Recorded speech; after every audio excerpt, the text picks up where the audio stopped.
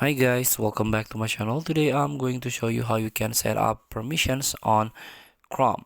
So all you have to do, just open your Google Chrome on your mobile phone and then tap three dot at the top of your screen and you can go to the settings.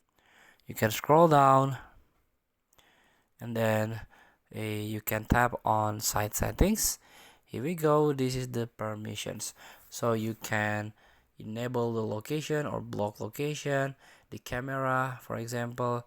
You can ask first before allowing site to use your camera, notification and you can try to turn off notification, a motion sensor, embedded content, and NFC devices, USB clipboard, VR, augmented reality, and here your device use. So feel free to try to configure or set up your permission in site settings. Thank you for watching. Don't forget to comment, like, and subscribe, and click the button below. See you in the next video.